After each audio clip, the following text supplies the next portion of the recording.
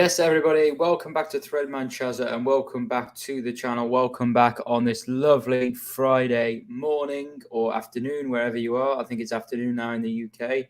We're going to talk today about ERIK Ten Hag. We're going to talk about Manchester United's season so far. We're going to talk about last night's results. We're going to preview the final against Newcastle on Sunday as well. There's so much to get into today, guys. So please do get your comments, your thoughts, everything in below. Please do like the video if you enjoy. Please do subscribe if you're new as well, because we've got a lot to talk about, a lot of content coming your way. So let's talk about ERIK Ten Hag. What an unbelievable night last night. What an unbelievable win. Didn't go to the game personally. I don't go to the cup matches. I haven't been this season to the cup matches, which is a bit of a shame. But if you did go to that game last night, then wow, I imagine the atmosphere was absolutely brilliant. So last night, obviously, just amazing, absolutely amazing. Just can't believe how well we're doing. Jose says, ERIK Ten Hag has made life different, Charlie. He certainly has, mate. Thanks a lot for coming along. We're going to talk about the game yesterday. We're going to preview the final as well for Sunday. There's so much to get into, so please do get your comments below. But yeah, if we talk about last night, obviously there's a lot of sort of different opinions about that penalty decision. In my opinion, I don't think that was a penalty. I think it's way too soft. I'm not just saying it because I'm biased. You know me, I'm always honest with decisions like that. I don't think it was a penalty at all. I think it was a dreadful decision. I think particularly in the first half, the referee was poor again. I know we've had a lot of problems with refereeing in European games, but yeah, that Clément Turpin, I think his name is, from France. I thought he was really, really poor in the first half. But then again, we as a team, we can't just blame the referee for one or two poor decisions. We've got to improve our performance. And in the first half, I think we started really, really well. But when that penalty hit, when they scored the penalty, we got a bit unlucky with De Gea's save as well, nearly kept it out. I think even after they scored that penalty, I think we saw United heads dropped a little bit, confidence dropped a little bit. So I think we have to, as a team, react better to those sort of moments. So obviously that was a bit disappointing in the first half. We obviously had Bruno Fernandes's chance, which was a massive, massive chance, and he should really have scored. But in that first half, you have to say we didn't perform well. I thought tactically, Barcelona were just getting too much space on the ball, too much time in midfield. Busquets in particular was making more of an impact. Frenkie de Jong, because of Busquets being in there, obviously the first port of call in build-up, if you like, Frenkie de Jong was having a bit more license to carry the ball into sort of more forward areas. So in that first half, Barcelona were the better team. They were passing it around quite nicely. After they scored that penalty, they were playing with confidence, and we were quite poor in that first half. Right? I think we can all agree with that. But let me know what you guys think of that first half. What did you think of that first half? Because I was getting a bit worried, especially towards the end of the half where De Gea gave the ball away on the edge of the box. Barcelona should have really made it 2-0. It's terrible distribution from De Gea, and they should really have scored. So first half was really poor. But the second half, again, ERIK Ten Hag, we're used to this now, his tactical sort of changes, is changing players around position-wise as well. And took off out Weghorst, something that was maybe quite surprising considering Weghorst plays majority of minutes. But he took off Weghorst. Obviously, Anthony came on, and then we saw sort of a change for Manchester United. I thought we really saw the way that we played, the energy, the fluidity. I think the early goal from Fred as well made a massive, massive difference to our overall performance. And I just thought, obviously, when Rashford goes to number 9, it gives us that little bit of a different sort of idea, a little bit of a different element at number 9, because Rashford, we know his runs in behind force the opposition back line further back because they might be worried about that pacing behind. That's something that we see a lot with that sort of very, very fast, prolific, direct forward. It can really, really impact the positioning of that back line of the defence. And I think when Rashford is at number 9, I think, especially if we're going for a goal, I think teams get so worried about losing that next goal through that ball into Rashford in behind. So I think it changes the dynamic of the game a lot. I think it really puts out a warning side to the opposition. And I think Rashford going to 9, Anthony going on the right, Sancho on the left and Bruno at 10, I think it made a lot of difference. I think Bruno in that number 10 position, I think that is hugely vital going forward when Antony does play. I think we'll see Bruno in the number 10 simply because of his tenacity, his pressing, etc. Jose says, "Sup, Chaz, I hope you're well, Jose. Thanks a lot for coming along. We've got a Josue and a Jose, which is very nice. So thanks a lot for coming along, guys. Really, really appreciate that. But I want to talk about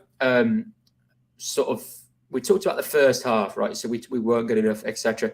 If we actually look at the team that Erik ten Hag started with, so if we think about the team Erik ten Hag started with, if we look at how that sort of plays on paper, I think in that first half, Jadon Sancho was at number 10.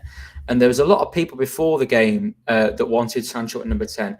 And you might have seen from my tweets, I wanted Sabitzer, Fred and Casemiro all to play in this game. I thought it was very important in that midfield area. We needed to have a lot of bodies in there. And I felt that we needed to deal with Busquets and De Jong as best as possible. And obviously we had Weghorst and Fred against Kessié and De Jong in the first game last week. And I felt that we needed Sabitzer and Fred to deal with Busquets and De Jong. Yesterday, I felt that we needed those two. And in the first half, Busquets was getting far too much space on the ball. He was having far too much of an impact. That Barcelona, apart from the first 10 minutes or so, where I thought our press was good, I thought our press was a little bit disjointed particularly after the penalty. I thought we didn't press well enough. I thought Barcelona were getting far too much space in those central areas. And I think Erik ten Hag will look back at that and think, in these big games whereby the midfield area is extremely vital, you've got very technical players in that midfield area, and also the overloads that team creates in that midfield area, Jadon Sancho cannot work in that midfield area at the moment at number 10 in these types of games. And I was very surprised when I saw the lineup. I expected Weghorst 10, Bruno right, Rashford 9 and Sancho left. And maybe other people did as well, but some people thought Sancho was going to be at 10, and he was, which surprised me because we've seen Sancho come on at 10 twice, once against Forest in the Carabao Cup and once against Leicester in the league. Both times we were already winning the game. He came on at number 10. We're already winning the games. He can impact games in that number 10 with his clever positioning, his clever movement, his link-up play. But off the ball, we know Jadon Sancho's weaknesses, particularly if he's in that number 10 position. That's a worry. And I do think there's no two ways about it. Erik ten Hag, everyone gets things wrong. We all make mistakes. Erik ten Hag got it wrong in the first half with his team selection, with the positions he played the players in. There's no doubt about that. But what you've got to look at when you're anybody in life, how are you going to react to making a mistake? And Erik ten Hag was absolutely brilliant at halftime. He made the changes. He brought Bruno back into the centre. He brought Antony onto the right, Sancho to the left, Rashford up front, and it was absolutely brilliant, the reaction. So let me know, guys, what are your thoughts on Erik ten Hag's halftime change? Because I thought that completely changed the outlook of our team. Although we got the early goal, and we don't know what would have happened if Fred hadn't have scored that goal, because obviously goals change games, the atmosphere changed, etc. But if I look at that team on paper, between the first and the second half, the first minute of the first half, what's the team on paper, what's going on? And the second half, the first minute of the second half, what's the setup? I think it looked a lot better simply because Bruno was back in the centre of midfield, a more of a tenacious, aggressive player in there. And I thought that made a big difference. I think in these big games, you cannot have Sancho as the number 10 with two other midfield players at the moment for the way his development, we're sort of easing him back in. I don't think Sancho is right to play in that number 10 role in these big games where there's a lot of midfield overloads, where you've got very technical players in there that you need to try and stop playing. And that's what we did in the second half. We stopped Barcelona playing. We played some good stuff ourselves, but I felt out of possession. We were so much better in the second half compared to the end of the first half. Bruno came back into midfield, big reason why. You saw with the goal that Antony scored, Bruno using his body, being physical. Luke Shaw back heels it. It comes towards Bruno. He uses his body. He shoulder barges the Barcelona player out the way, and eventually the goal comes. We get a bit of luck to sort of get that situation. But if that was Sancho in that situation, I don't think Sancho would have bullied somebody off the ball, to get that chance. So I think Erik ten Hag really did really well to change it. Jose says the thing that impressed me the most yesterday was the Dallo sub. Yeah, that's another one we could talk about. I was begging for it, and I could see that Wan-Bissaka was getting bullied, even with Antony's defensive help. Yeah, so I think in that second half, when you are in the ascendancy, when you are looking, you're trying to get that winning goal, having a player like Diogo Dallo at right back is much more beneficial for the team. Now, that's not to say Wan-Bissaka has been terrible. Wan-Bissaka has impressed me since he's come back. Obviously, we don't know what happened with his personal situation. We have to respect that. He obviously went through a tough time. But I think Wan-Bissaka, I don't think he's changed too much of what he was doing before under Ollie, actually. I just think he's been put to more use, Wan-Bissaka, than he was before. I think maybe he's polished up on his passing slightly. Maybe his press resistance under pressure, he's polished that slightly. But I don't think he's all of a sudden changed completely overnight. I just think he's playing with a bit more confidence. I think around him, we're a better structure as a team. So I think he's benefiting from that Wan-Bissaka. I think like we're creating more triangles around him. There's more passing options available to him around him. So I do think Wan-Bissaka is also benefiting, as every other player is, from a better team structure. But I'm impressed by Wan-Bissaka. So I think this comment from Jose is really, really good in terms of we've got a manager now who understands the two uses that the right backs have. So when we want our right back to be sort of a bit more solid one-on-one defensively against a direct winger, we've got Wan-Bissaka. But when we need a bit more impetus, when we need a player that can provide us a little bit more with his progressive passing, with so just the technicalities on the ball, we've got Diogo Dallo for that. So I think this is a really important sub. Bugluck says, I finally have a new favourite United player after Rooney. Leacher all the way. What a player. Yeah, absolutely brilliant. We'll talk about our defence in a bit. That was absolutely brilliant. I also want to highlight Garnacho, though, by the way. I thought that bringing on Garnacho was a really, really good change as well. McTominay obviously came on as well, which was a good sub in terms of a bit more physicality up there. But I think Garnacho, against tired legs, we know Alejandro Garnacho shouldn't be starting in every game at the moment for Manchester United, which is fine to admit. But we do know he should be on the bench. He should be introduced from the bench in a lot of games because his impact has been really, really good. We know how direct Garnacho is. We know that threat in behind. Also, his work rate is good. We know that he's going to stretch opposition defenses, and we know what space that will leave up for other players. So I think Garnacho, again, with a really, really good impact. So Erik ten Hag got the team selection wrong, but he got the substitutions absolutely correct, and it worked. It paid dividends. We got the results. Absolutely delighted, obviously, to go through. Erik ten Hag, absolutely brilliant in-game management again. And yeah, I thought we did struggle the first half, but I thought he made the right changes in the second half, and absolutely brilliant. Jose says, De Gea, I prefer not to speak. First half, he was hoofing balls with no pressure, gave the ball away, which could have been a goal, should have saved the pen. No point in talking about claiming crosses. Yep, this is something we're going to get onto as well, Jose. So we're going to get onto this. I think I want to address this first, and then we'll address the De Gea. So Bloodclock says about Leacher. So I don't know how I'm going to say this, but I don't know who my favourite Manchester United player is at the moment. And I know that you might think, oh, come on, you've got to tell us. But there's that many players I'm enjoying watching. The performances are really, really good. The mentality, the personality. There's that many players that are impressing me. I couldn't pick a favourite player at the moment.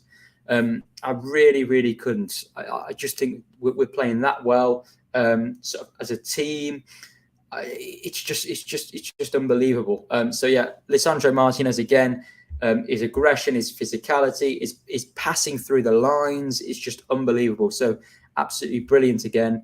The people that wrote him off for lack of height don't understand football. I always said, if you go back and check everything I said when he signed, I made a thread about him. I did a lot of research about Martinez. I never make analysis or threads on players that I don't know about, right, guys? I never write things about players I don't know about. I'll never do that. I'll never pretend. Sometimes I'll hold my hands up and say, I don't know about that player. For example, I can't remember. It's Enzo Lefebvre. I think he's playing for Lorient. A lot of people have talked about Enzo Lefebvre as a really good player. I hold my hands up. All I've done is read other people's analysis, so I can't comment. I'm not going to make an analysis or comment about players that I don't know. So if I make a thread, it's all well researched always. And I did a lot of research on Martinez, and a lot of people hadn't done their research on Martinez. Looked at his height and thought, oh, he's not going to do it in the Premier League. Absolute rubbish. They don't understand football. They don't understand what they're talking about. It's not all about height. It's about, if you are of a smaller stature, what have you got to do? Well, you've got to have players around you that are slightly taller in stature, which we have in Dalot, in Shaw, who's good in the air, and Varane. And you've also got to have in your individual state, you've got to anticipate things. You've got to be intelligent to make up for that lack of stature. And that's what Martinez does. Unfortunately, Bucklock, there's a lot of people, even ex-pros who are supposed to be experts in the game, who don't understand what they're talking about. So don't listen to these people. You know, the people that wrote Martinez off, do not listen to these people. They have no idea what they're talking about. They didn't do their research. He's an absolutely top player, in and out of possession. And I love him. So, yeah, Lisandro Martinez, absolutely brilliant. Jose, I agree. And Moshel as well. If you can't pick your favourite player, it means the squad is brilliant. Exactly. You cannot pick a man of the match from last night. I'm sorry, but you can't. I don't think you can pick a man of the match. I think you've got Varane, Martinez, Casemiro, Bruno in the second half, Anthony in the second half, Fred in the second half. I think those players was I think 5 or 6 players I just named. You cannot pick one. I don't see how you can pick a man of the match. I just think there's that many good performances, and that's why that's how we're playing so well as a team. You know, so yeah, you're spot on. Let's talk about David De Gea then, because there's been some criticism of David De Gea. There doesn't seem to be many people who are, obviously on Twitter you get the extreme fors and against, but there's not many people who sort of break it down and properly look at it. And I think with David De Gea, I think he is a club legend. I think he's a very, very good professional. I respect David De Gea a lot for what he's done for Manchester United. However, there is a however, I do think Manchester United need a new goalkeeper. Why? I think David De Gea, I think in terms of, it's not even the modern things. I think in terms of just general goalkeeping qualities, I think claiming crosses, sweeping, he's improved slightly in those areas, but I don't think he still does it enough to a good enough effect for Erik ten Hag. We don't know. Erik ten Hag, we know the contract's still in the balance. Let's see what happens. So I've seen a lot of reports saying we might renew his contract and reduce his wages. So let's see. But I do think Erik ten Hag would make a mistake if he renewed David De Gea's contract, or if he went ahead with that. I think that's a mistake from my eyes if we don't bring somebody in to compete with him. Right? I'm not saying David De Gea can't stay. He could be, but I think we've got to bring some competition in. I think David Raya is available in the summer for 15, 20 million, I think we've got to do that deal. And then we see what happens with Raya. We might look at other goalkeepers in the future. But I don't think David De Gea can just be the goalkeeper with no competition. I think he could be sort of rotated between number 1 and 2, okay, but I do think we need to bring somebody in to compete with him, and I think that's only fair. I think that's only a fair way to put it. But I do think if you look in the statistics, if you look in the not just the claiming the crosses, the sweeping, the distribution, but also the shot stopping, he's actually not a fantastic shot stopper when you look at the statistics. Now, you have to look at the stats, you have to use your eyes, and you have to use both. David De Gea made a very, very good save yesterday from Jules Koundé's header, right? Absolutely brilliant save. Fantastic. Away at Barcelona, he made a couple of good saves, but there was nothing extraordinary there. Against Leicester, he made 2 very good saves, 2 excellent saves. So I think some people, when they see David De Gea making a save, they either think it's brilliant or a goalkeeper should always be doing it. People don't look... They don't, just because of what they think of De Gea, whether he should stay or go, they don't actually analyse it properly. So what I'd say is, De Gea still makes some absolutely brilliant saves, but this is my way of thinking, I don't think that we should have a goalkeeper that from now and again makes brilliant saves, but cannot do the fundamentals in terms of distribution and playing out from the back and sort of stopping us from playing through that first phase.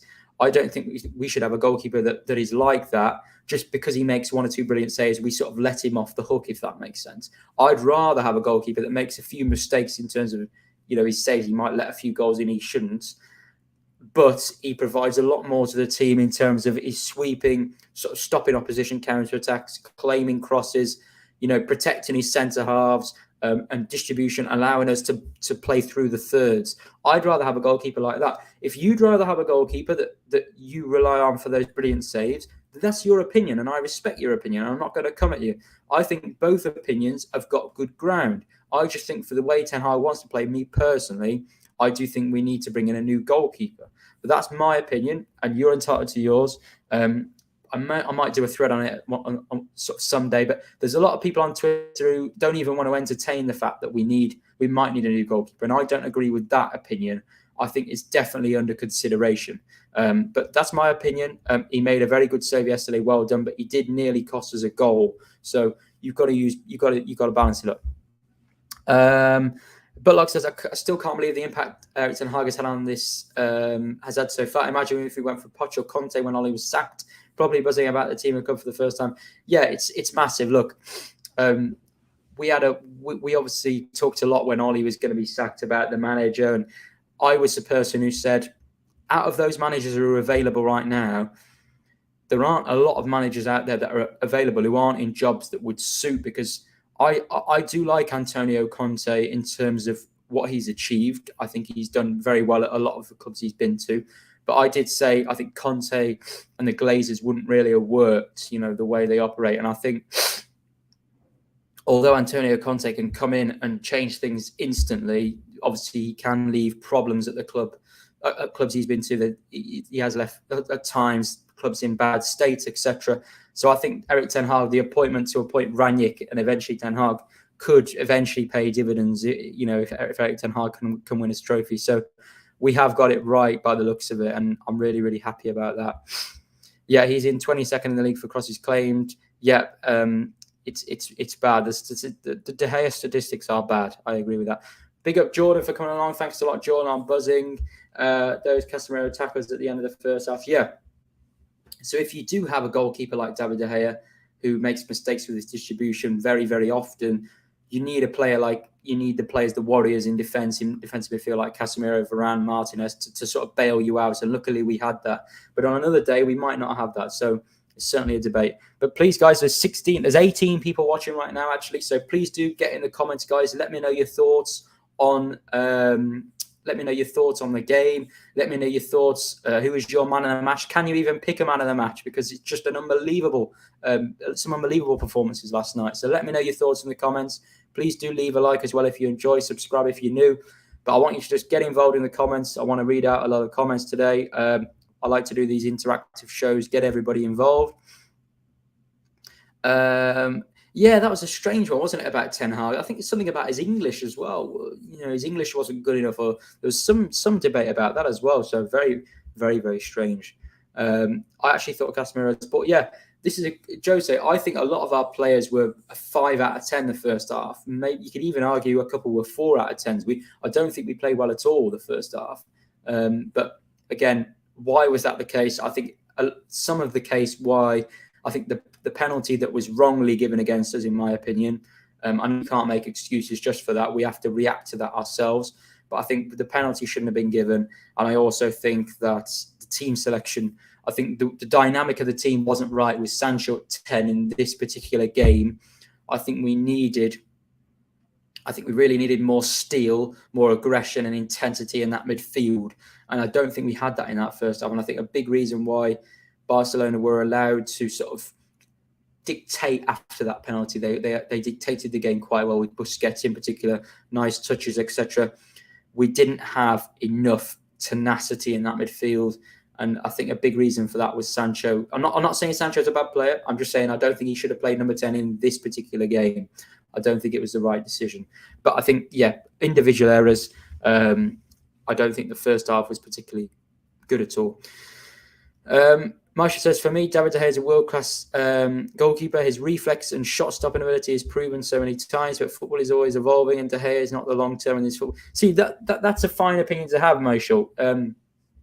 that's absolutely, see, that's a respectable and sort of a decent opinion. There's a lot of people on Twitter who, you know, they're literally going to bed thinking about David De Gea, waiting for him to make his next mistake. And there's other people who are sort of, they don't criticize him when he does make a mistake. You see where I'm coming from. But that opinion, I think, is a very, very respectable and correct opinion to have. You know, you're seeing both sides, and that's absolutely fine. And I think the issue is, particularly on Twitter, a lot of people, you've either got a black or white opinion. You know, it's one or the other. So, yeah, I think you're spot on there. I can respect that opinion for sure. Jose says we need to talk about Frankie de Jong. Yeah, I did enjoy, though, when Bruno kicked the ball into him. Bruno kicked the ball straight into him. I think it might have been the second half. I can't remember. But Bruno just went wild and he just kicked the ball straight into Frankie de Jong. Some people say I do look like Frankie de Jong, but I don't know. But yes, that was quite hilarious, actually. And there's a few videos of him looking around. Before the game, he was taking in Old Trafford. Then after the game, United fans were saying, Frankie, what's the score? Frankie, what's the score? Frankie. And, it's quite funny. It's quite funny. But I think Frankie de Jong's a top player. I think in our build-up phase, I think if you put him next to Casemiro and Bruno in midfield, or Eriksen, in midfield, I think it would be absolutely brilliant. Our midfield three would be so well balanced in there. So yeah, I think Frankie de Jong or a profile similar. I think Kakare, if you know Kakare from Lyon, I think he's a good option as well to look at in the summer. Still only 21 or 22, I think. So Kakare at Lyon. I've always wanted Benacer as well from AC Milan, but he signed a new contract recently, and the release clause isn't active until I think not this summer, but next summer. So, but yeah, there's a few different options we can look at as well. Enzo Lefebvre is somebody that people have mentioned, but as I said, I'm not going to pretend I haven't watched enough of him. I've only read analysis of other people, so I can't comment too much. But yeah, Frankie de Jong, that type of profile is certainly something that I'd love to see. Press resistance, carrying the ball through the thirds, progress. He played that cross into Koundé, by the way. I rewatched the highlights. De Gea save from Koundé's header, that was Frankie de Jong's cross. It was a brilliant cross. So he's a top player, and I'd love him to come. But if he doesn't want to come, then we can't persuade him, I suppose. We've got to move on to other players if he doesn't want to come. The second goal made me scream. Jordan said it all started with Shaw not giving the ball. Yeah, absolutely brilliant. Luke Shaw. I forgot about Luke Shaw for man of the match, actually. I didn't include him. He was absolutely brilliant, Luke Shaw. Again, he's one of those players you don't actually, you can't see how good he is because he makes things look so simple. Like the way he carries the ball at times, he makes it look so easy that you don't even, it doesn't even look like he's done anything. It's that easy. He carries the ball so well. So again, Luke Shaw, obviously his back heel created the goal. So absolutely brilliant. I do think the pen was soft. Yeah, Bruno shouldn't have done that, but I don't think that's a penalty. The way I think about football, sort of book clock, I don't, and I say this about the decisions that sort of we get as well, sort of fortunate decisions. I do not like penalties being given for minimal contact in the box.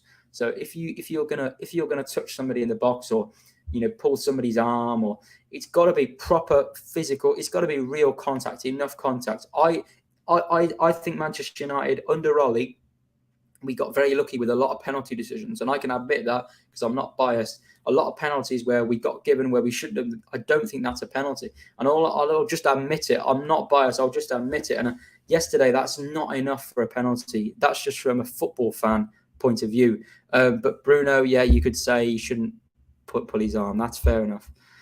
Joe said, yeah, I think we should have started with Sabitzer in midfield as well as Fred and Casemiro, but we still won, so it doesn't really matter now. But I do think we got team selection wrong.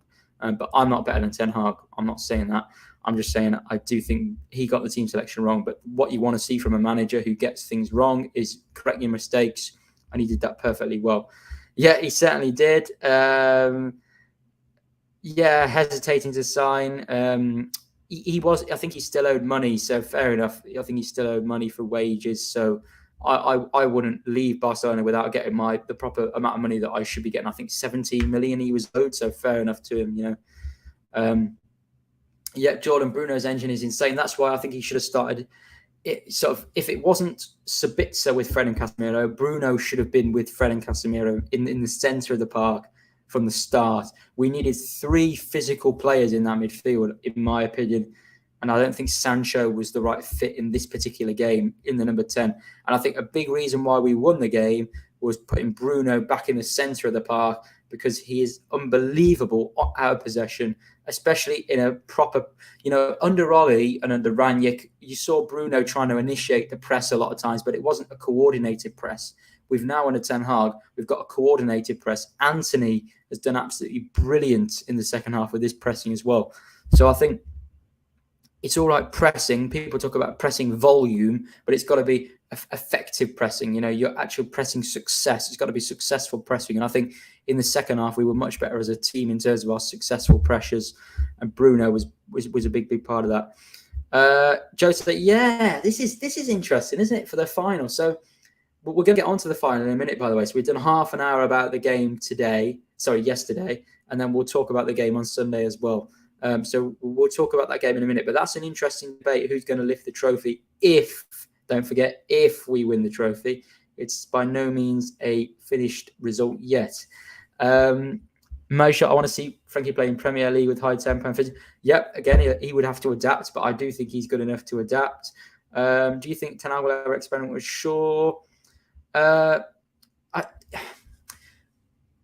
don't think, if you look at the team sheet, I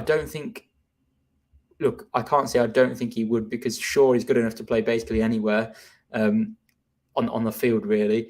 But I think Shaw, we've seen Malacia play at left back, and then in possession we play sort of a 3-2-5. So we have our 2 centre backs and our right back as the first phase, the first line of build up, and then the next line of build up is sort of our defensive midfield player. And when Malacia plays, he often likes Malacia to invert next to Casemiro, right?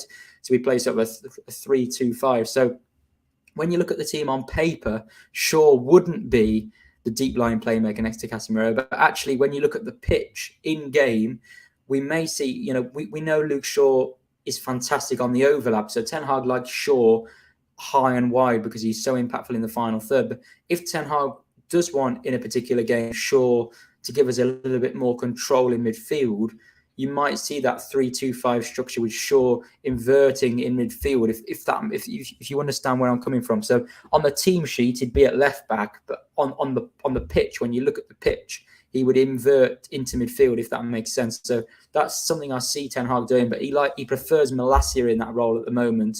I think because Shaw is just better as that sort of cantankerous, just get forward, give us output going forward, high and wide. So yeah, that they're just my thoughts, but certainly we could see that.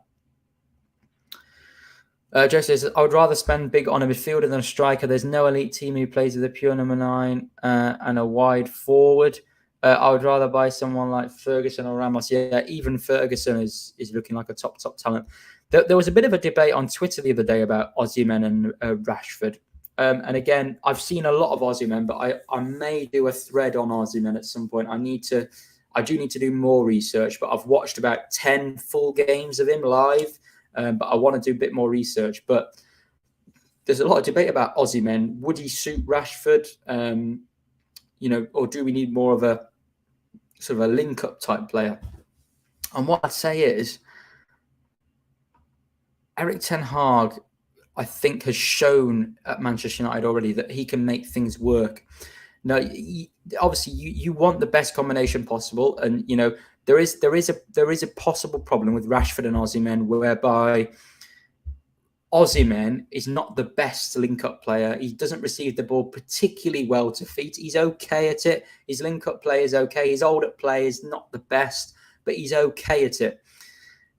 The issue is, if we had Rashford and Osimhen in our front three, is we might have a little bit too much directness. So when we need a little bit more of a guile, we need a bit more guile, we need a bit more creativity, a bit of unselfishness, you could see a bit of a problem with balance there with Rashford and Osimhen. However, if we do bring Osimhen in, and if we do keep Martial, and if Martial improves his fitness, which I don't think is going to happen because I don't know what's happening to him, or if we do keep Wout Weghorst as a backup option, we've then got many different options. So I think what I'm going to say for now is I think there could be a problem with balance there, but it depends who we play at number 10 and on our right hand side. So I think if we had Osimhen, Rashford, and Bruno all in the same the front line, I think we could have a slight problem with balance at times in there. So I think we would need to be careful, and I think we would need to see if we could adapt one or two things just to improve our creativity, because Victor Osimhen needs delivery. He needs chance creation. And when Rashford is on the left, our number 9 doesn't get many chances, because Rashford's first instinct is to score. Right? Rashford is not a wing. He's not one of a creative winger. He's more of a forward player. So Rashford is more of a sort of last action finish. Last action, sometimes pass, last action, sort of dribbling in that last third. We might need somebody, if we are to play Osimhen, we might need 2 wide players who are slightly more creative, that want to get to the byline and cross. So my answer to that question is, I think to get the best out of Osimhen, if we brought him in, I think we'd want to see Rashford do more of what he did against Barcelona away, for our second goal, where he went to the byline and put it across goal more. So I think we need Rashford can Rashford be a little bit more creative rather than sort of that more direct player. So I think if Ten Hag, we've seen Benny McCarthy, possibly we hypothesize that Benny McCarthy is helping Rashford a lot. Can we help Rashford in terms of his chance creation a little bit more as well to get the best out of Victor Osimhen? So that'll be my answer. I think we need to adapt one or two things to help Osimhen. But I think also it's going to take time for us to get better as a team to create more chances for the striker. Because the better you are in and out of possession as a unit, the more your team develops, the more you get the right profiles, you set the foundations. Naturally, your striker will get more chances. It's just the probability factor. If you have more dominance, if you have more possession, if you're better in and out of possession, you've got the right profiles, naturally you're going to have more of the ball in the right areas, and naturally, by the law of probability, the striker is going to get more chances. That's what we're talking about. So I think first thing, I think Osimhen coming in he would score goals. I think he's a very, very good player. And I think by law of probability, by law of averages, etc., with the team that we're building, I think he would get a lot of chances. But to get the best out of him, I think we need to create more chances for our number 9. I think we need to work a little bit more. Work a little bit more on our chance creation from both sides. And I think Diogo Dalot as well could improve his final product as well. We know he's got it in him to put good crosses in. Can we see more of it? Sure, obviously, it would be brilliant for Osimhen. But I think, so I think team dynamic wise, we need to improve with our chance creation, just get into the byline more and more cutbacks. But we've seen a few goals scored like that this season, so we're getting there. Need a Vlahovic there too. Yeah, I think I'll cover the striker options that are likely, really. So I think I will cover that. My favourite player, Felix, would be my dream option. Felix, absolutely brilliant. I'd love João Felix to Manchester United. Absolutely brilliant. Wouldn't Eriksen help? Yeah. Eriksen, a lot of people think that Eriksen's very tidy on the ball, but his pass accuracy is quite similar to Bruno's, sometimes lower. So Christian Eriksen is not maybe as tidy as people think, but I do think if we were to have Eriksen and Bruno in midfield, as Erik ten Hag likes to do in some games, I think we would be able to put more sort of quality deliveries in the box. But I do think Bruno Fernandes has improved in some games this season, not all, but in a few games this season. We've seen Bruno Fernandes. You can see the way the cogs are turning in his brain. The decision-making from Bruno has been better. Still could work on things, of course. Every player can improve on different aspects of their game. But I think Bruno Fernandes, we've seen under Ten Hag, I do think he has improved his decision-making in the final third. Can we see that improve more? I think then we can get the best out of Victor Osimhen. So I think if we were to get Victor Osimhen, we need to adapt a few things in this team to get the best out of him. Sorry. If Man United want to maximise their wingers' full potential, I think we need an unselfish type.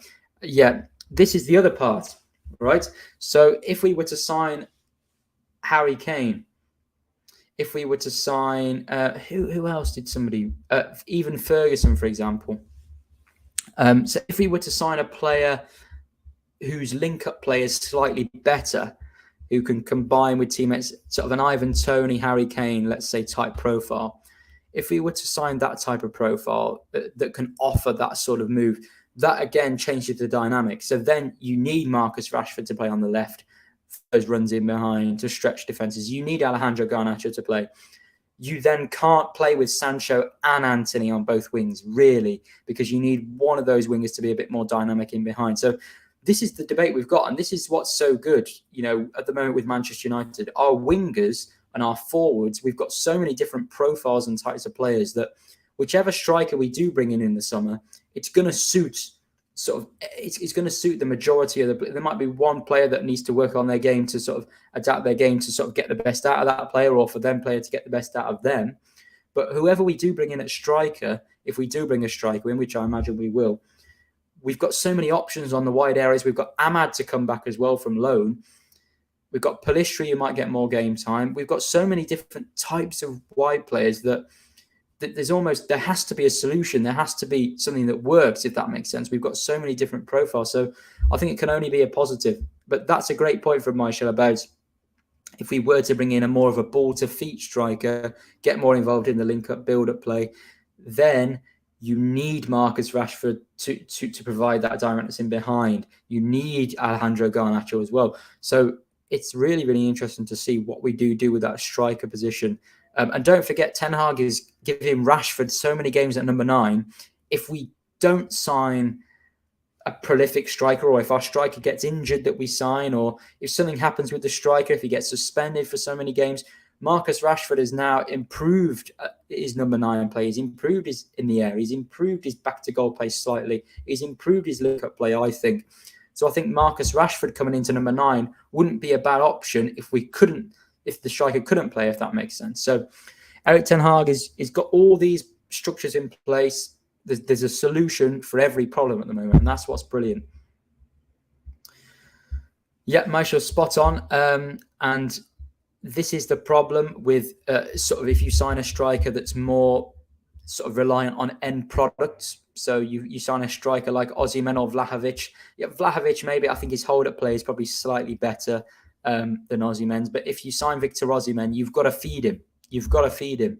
He's not going to come deep too often and feed it to other players. You've got to feed him, whether it's in behind, whether it's in the box, whether it's cutbacks, whether it's into his feet on the edge of the box. You've got to feed him. So we've really got to improve as a team sort of chance creation. So I fully agree. Jose says, yes, most of Rashford's header this season have been from Shaw. Exactly. And this is the problem.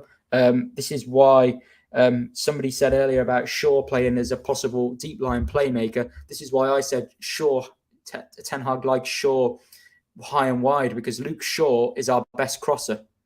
But this season, he's been our best crosser by a million miles. Luke Shaw, if you look overall, is one of our most technical players, if not, you could argue even the most technical player. He's that good. So Luke Shaw has to be involved in our final third play. That's why Ten Hag doesn't want him in that build-up play as an inverted fullback as much, because you need him high and wide as much as possible to provide those brilliant deliveries. So spot on. I fully agree. Yeah, I agree. MJ, De Jong. Yeah, our midfielders, we've still got a lot of work to do in midfield. I think, as somebody pointed out earlier, Casemiro in the first half made a few mistakes. He also sort of Casemiro, when he's under pressure, Casemiro does make mistakes in possession. We're not going to lie, he does. Every player makes mistakes, but he makes more mistakes than the average than perhaps Rodri might make. So we've still got to build. We've still got to sign a midfield player for me who can turn out of pressure, who can play forward passes, who can drop in deep into build-up, and that's why I think De Jong is obviously a great option. Marshall says the best option is to keep Martial and buy a finisher type. Yeah, I agree with that in terms of we need to keep. We need two different types of striker, right? So we need more of a ball to feet player. We need more of a combination player. That's profile 1. And profile 2, we need more of a direct forward who's going to get on the end of things. What are you going to do in that 6-yard area in the box? We're going to feed you type striker. The issue is with Martial, you've got a few issues. You can't rely on him to stay fit at the moment. We saw Varane get a lot of injuries last year, and Varane went on his own individual program. He's not getting injured. Touch wood, he's not getting injured at the moment, Rafa Varane. Can we do something like that with Martial, or is he just beyond repair? We'll see. So the first issue you got with Martial, the first thing, forget about what he can offer. Can he be fit? Can he be ready to play? That's the first problem. The second problem is if you don't want to keep him, who's going to buy him? Unless it's a pay-as-you-play contract, who is going to buy Anthony Martial? He's on huge wages. He's always injured. He's 27 now, I think. I loved Martial, and I still appreciate what Martial can bring to the team if he plays. I'll support him. I was a massive, massive fan of Martial before all these injuries. But I can't sit here as a fan and say, I want to keep a player who's never fit. So let's see what happens to Ten Hag. But at the moment, we'll see what happens with Ten Hag and Martial. But at the moment, Martial, you've got the issue. He's never fit, but who's going to buy him? That's a massive, massive problem we've got. But I do agree with your sentiment about the two different profiles. Joe said, yeah, we're going to talk about the final now. So let's get on to the final. So let's just read through a couple of these. So, yeah, we cannot keep Martial. Vegas has already paid more than Tony. Yeah, possibly something like that. But again, wages are going to be an issue, I think. So let's go on to the final. So we're in the Carabao Cup final on Sunday. I'm going to Wembley for it. Got a ticket, so I'm really, really looking forward to it. Staying over in London for the weekend. So yeah, going to Wembley for Sunday's game. I'm absolutely delighted that we're there again after so many years. I think for Sunday, a few weeks ago, I was quite nervous about this game. I'm still nervous. But I was really quite worried about this game a few weeks ago because of Newcastle's form. I was worried as well if it went to penalties about Nick Pope.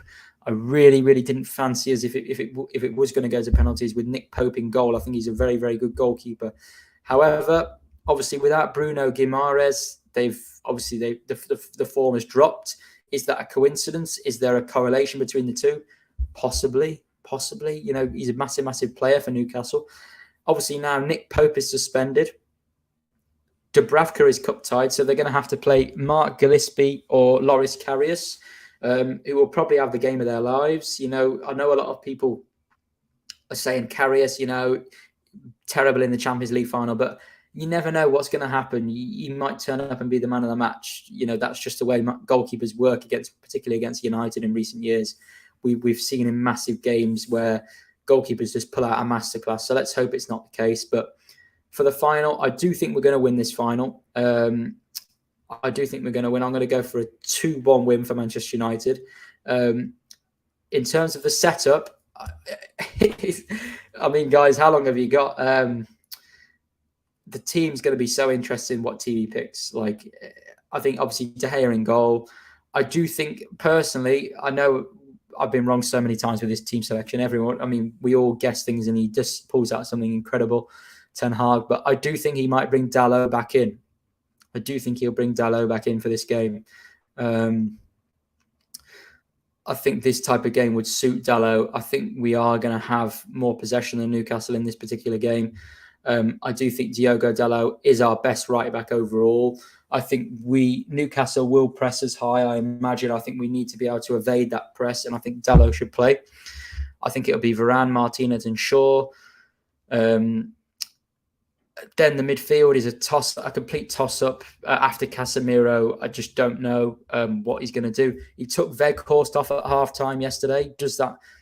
Obviously, that he wanted maybe a bit more fluidity maybe in the attack yesterday, but did he do that also thinking half about the game on Sunday?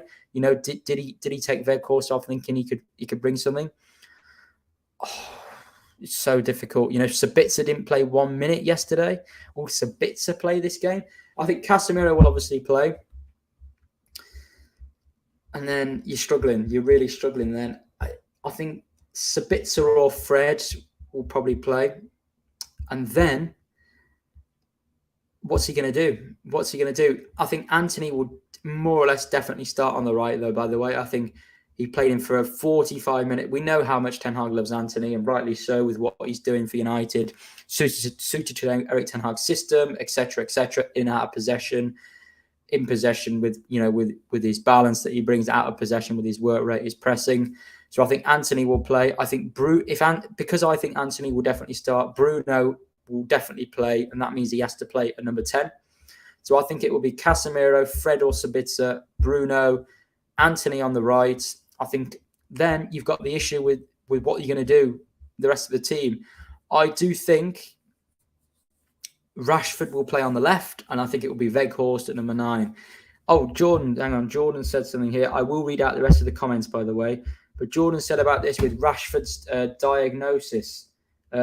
So does anybody have any updates on Rashford's injury? Because I know he went off. He was slightly limping a little bit yesterday. Does that mean that Marcus Rashford is a doubt for this game? Has anybody got any news at all on Marcus Rashford? Martial is not available yet. I've just seen that, so Martial isn't available. But if anyone's got any news, if anyone can look on Twitter for any news right now on Rashford, that would be very, very, very helpful. Oh yeah, I've just seen the news actually. Rashford, I'm going to get it up on Twitter, guys. I'm going to get it up if I can get it up on here. I'm going to get it up for you guys. So obviously we hope Marcus Rashford is fit for this game. But I've just seen a comment somewhere from somebody. I can't remember who it was now, but there is a point going around about Marcus Rashford. If I can get it up, I don't know which account tweeted it. United Report. Okay, let's get it up. United Report. So Marcus Rashford, there is a slight, I hope it's not an injury, but there is possibly a slight. So this is it here, guys. I hope you can see that now. Let me zoom in a little. So this is the latest news on Marcus Rashford's fitness for the game on Sunday. So Ten Hag says, I don't know. The players now are coming in. We have to do a medical investigation. Straight after the game. Most of the time you have to wait for 100% diagnosis.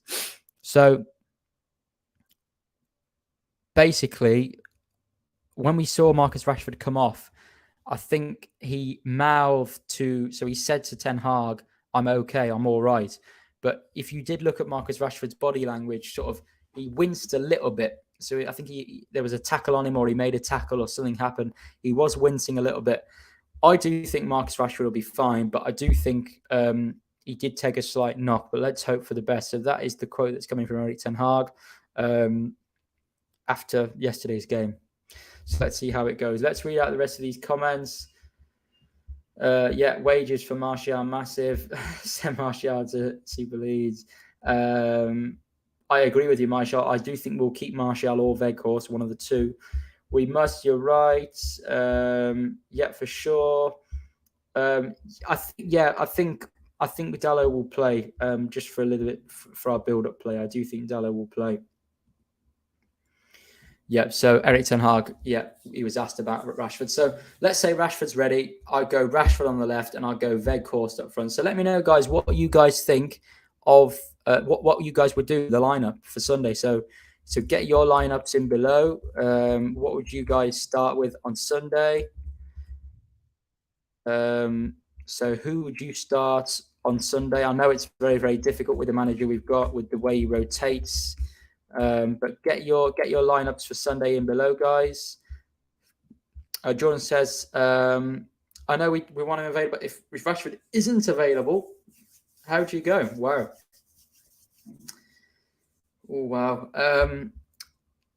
If Rashford wasn't fit, what would we do?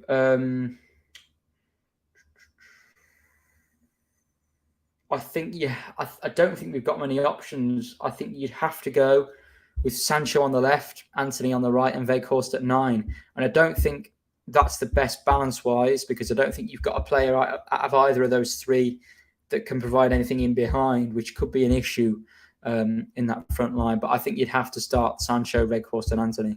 I think you'd have to.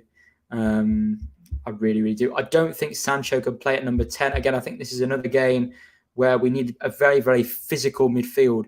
Newcastle will have Bruno Guimaraes. Joe Willock's been injured, I think, but I think they will go with Guimaraes, maybe Guimaraes, Longstaff, and Joe Linton, or Guimaraes, Longstaff, and Willock if he's fit. So I think Newcastle's midfield, you know the way they play, you know how high they press.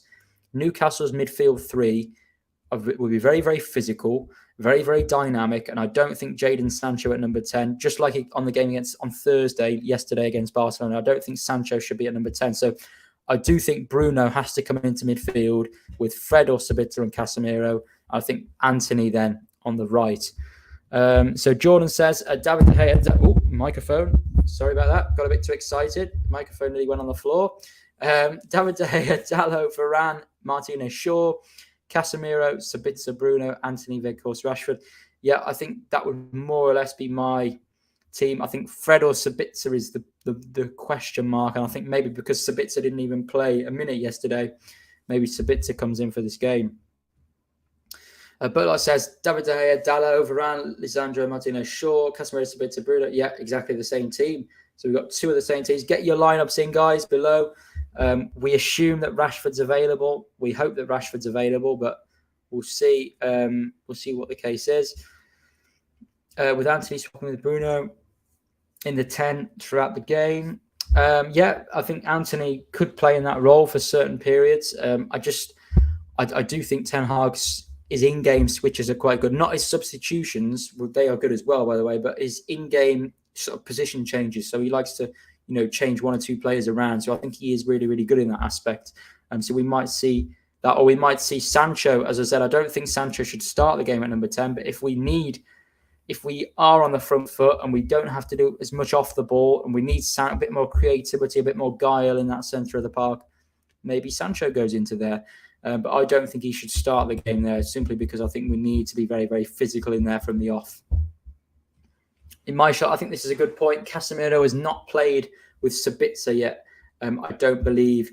So is he just, is he waiting for the final to be over to bring Sabitzer in next to Casemiro, if that makes sense? So will he play Fred and Casemiro, and then after the final, when the pressure's off a little bit, he can embed Sabitzer in alongside Casemiro a bit more? And it's great that we've got the option to bring Sabitzer in, after the final. He might even go for it. He might start him, but he may think that Fred and Casemiro is the best option because they've obviously got the relationship between them there. But yes, guys, we've gone for nearly an hour now. Get your predictions in for the final. So I'm going for a 2-1 United win. Get your predictions in below. What do you think the score's going to be on Sunday? I'm going to go for a 2-1 Manchester United win. I really hope we win this final. I'm really excited for it. As I said, I'm going down to London for the weekend. Hoping to do a little bit of content there with one or two people. So you might catch me on one or two other channels as well. I'll let you know on Twitter and on the YouTube with the posts. I'll let you know if I get on any of the channels. I'm hoping to meet up with one or two people sort of at the stadium there and do a couple of match reactions or something like that there. So that should be good, guys. But yeah, please get your predictions in. Michael says 2-1 United. Yep, great. I agree with that. I think it will be 2-1 to Manchester United. Newcastle don't lose many games by more than, obviously they lost 2-0 against Liverpool, but they actually, even though they were down to 10 men, they actually took that game to Liverpool quite a lot. So they're no pushovers, Newcastle. They're no pushovers. They're going to come here to Wembley. They're going to really show what they're about. They've not been to Wembley for many, many years. They've not been in sort of a cup final for so many years. They haven't won anything for so long. They're going to be right up for it, Newcastle. Jordan says 2 or 3-1 to United. So get your predictions in below, guys. But as always, I appreciate all the support over all the platforms. I imagine everybody follows me on Twitter, but if you don't, it's Threadman Chazza on Twitter as well, and on TikTok as well. So if you have TikTok, please do follow me on TikTok at Threadman Chazza. I think we're on 199 followers there. Just we've got that third platform to try and build up sort of when we can. So I'm hoping to sort of build that as much as possible. But yeah, I really, really appreciate it. All the support so far. There'll be no analysis from the Barcelona game yesterday. I did this live stream instead, so there'll be no analysis on that, simply because I've got to go down to London tomorrow. So it's difficult for me to get everything done in time. Analysis after the final, we'll have to see. I might do some analysis on the train home, or sort of back in my hotel room after the game. We'll see any analysis that comes from the Newcastle game. But if not, we'll be back with sort of analysis next week at some point. I think we are playing West Ham, aren't we, in the FA Cup as well? So we've got West Ham in the FA Cup, yeah. So that's on Wednesday. So we've got West Ham in the FA Cup on Wednesday. And then we've got Liverpool next Sunday. We've got Liverpool away at Anfield. So it should be absolutely brilliant next week or so. Hopefully we can get through with all wins. It's going to be difficult, but hopefully we can get through unscathed there. Yeah, have a great day as well, mate. Have a great day, everybody who's watching. Please do like the video on your way out as well. Let's try and hit 30 likes if we can. That would be absolutely brilliant. 30, 40 likes. So please do hit the like button right now if you're watching, guys, if you enjoyed. We'll be back next week with more content, but let's hope Manchester United can pick up a trophy on Sunday. Who's going to lift the trophy? Is it going to be Maguire or Bruno? It's going to be interesting to see that. But as long as we win, I'm not really bothered. But I really, really appreciate all the support, guys. Take care. Have a good weekend. Enjoy whatever you're doing. And hopefully we'll lift the trophy. Come on, United.